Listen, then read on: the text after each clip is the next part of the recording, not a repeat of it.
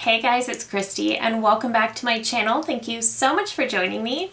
Today I thought we would talk about some makeup products that have really stood the test of time.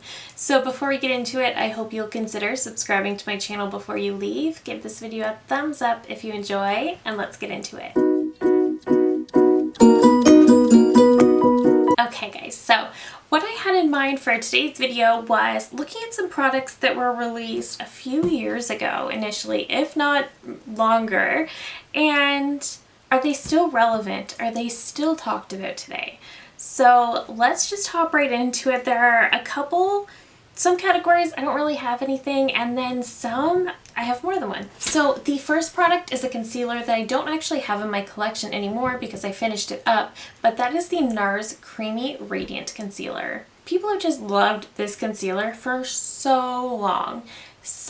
And then occasionally I will hear somebody on YouTube mention that concealer, or somebody in my real life who still uses it, and people have just loved on that concealer. I mean, we do get lost in the new releases, especially here on YouTube, but I think the Nars Creamy Radiant, I think it got picked up on TikTok at some point.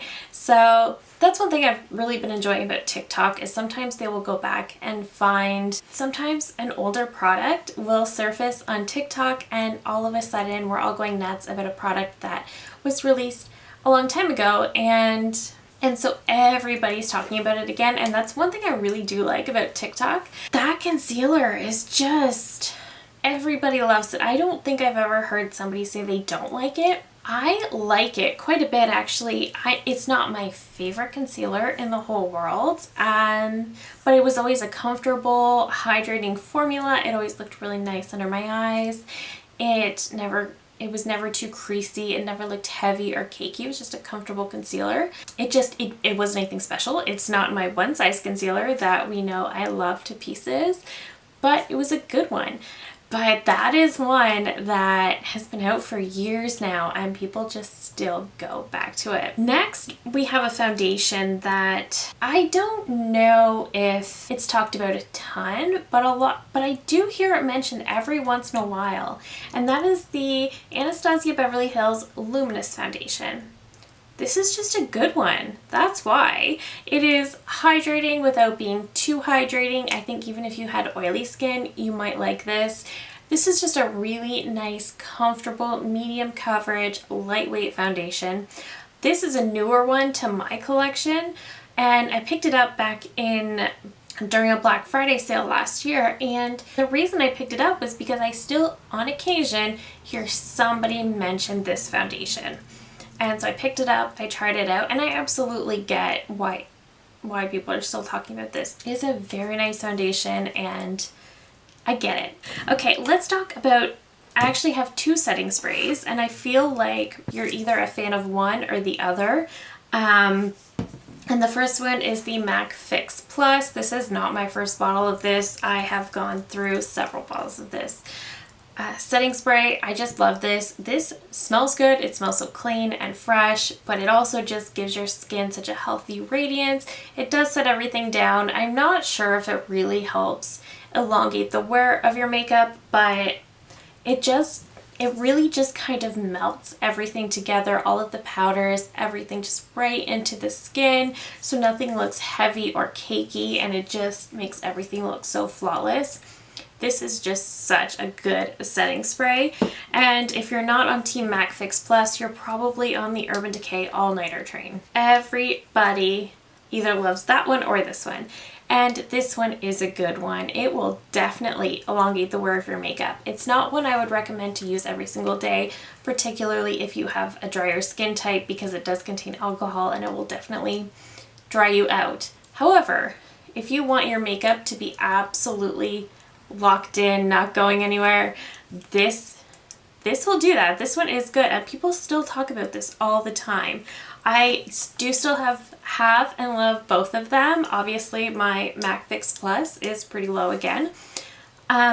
These two have been replaced by a setting spray that I feel combines the benefits of both, and that's the Charlotte Tilbury Airbrush Flawless, but I do still love both of these. A blush or a type of blush, not necessarily this shade, but these blushes in particular is the Milani Baked Blushes. I feel like these have been around for a while. I'm not sure exactly how long, but these have definitely been around for at least 4 or 5 years, at least. And people still talk about these. This one is in the shade Dolce Pink. The shade Luminoso is supposed to be a dupe for Nars Orgasm, and I don't typically like baked products. I just, for whatever reason, I don't love that type of formula. This one actually is super, super nice. I don't reach for it as much simply because it is a baked product, but it is such a nice formula and it really does compare to the Nars blushes. And I feel like people still talk about these, and Milani in general is a brand that does blush very, very well. They've come out with several different formulas. All of them are great. So, I mean, I think that's why this one gets brought up, because Milani just keeps making blushes and they keep doing a great job, and so naturally this gets talked about, but I definitely think these have stood the test of time. A bronzer that has been out for many, many years is the Physicians Formula Butter Bronzer. So I did just film my Project Pan update, so this is not a spoiler, but obviously I love this. I really do, and you get a ton of product in here.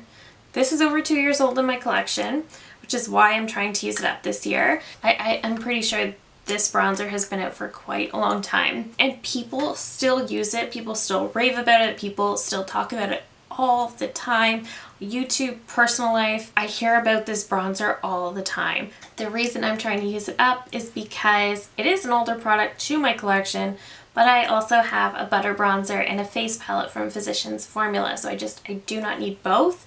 So I am just trying to use this one up, and it's one that, even though I use it every single day as part of my Project Pan, I don't feel like it's a lot of work to use it. I enjoy using it. So that's something to be said about this. I just really love it. And a lot of people do too. Some people are really turned off by the very strong tropical scent. I personally love that, so it doesn't bother me, but this one still gets talked about all the time. A brow product that has been around for, again, a long time is the Benefit Precisely My Brow. I'm pretty sure this is a mini. And it is a great brow product. It is definitely a very fine tip. It just does such a nice job on the brows. It fills them in really well, and I just really like this. And I know a lot of people do. A lot of people still use it. Ali Glines in particular is the one, whenever I'm watching her video, she's always using this, and I get it. So this one has definitely still stayed relevant. Okay, the next two and our last two products are from the same brand, but we are into the eyeshadow palettes now. And this is something that this brand in particular I think does really well. This is a brand that kind of messed up in 2019 with the way they were releasing and launching product, and I think that kind of led to them stalling on releasing products.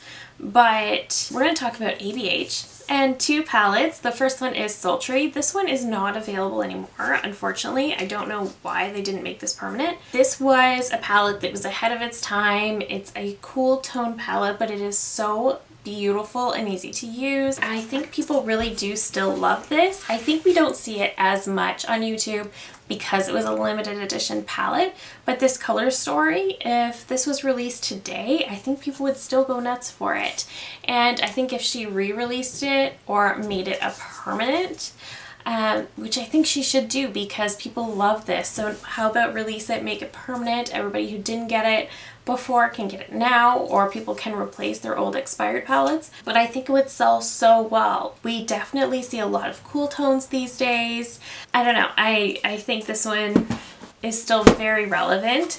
And the last product is the Soft Glam palette. So this is another one I still think very relevant. Yes, it's very neutral. I still see people whip this out on YouTube, and people that I know in my personal life have whipped this palette out and use this one all the time. People that I know in my personal life are people that will buy a palette and will use it up. And so I have seen this palette in such a state of disarray, but it's such a good palette and it fits so many different makeup preferences, makeup styles. I think this is such a good one, and I think this is one that people will continue to buy. I love that this is a permanent palette.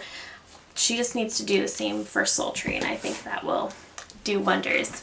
But that is it for me today. I'm sure there are so many more products we could talk about. Let me know if you'd like to see a part 2, because I can definitely do that as well. But if you're new here, I hope you'll consider subscribing before you go. I do upload at least 3 new videos every single week. And that's it for me today. Thank you again so very much for watching, and I will see you in my next one. Bye!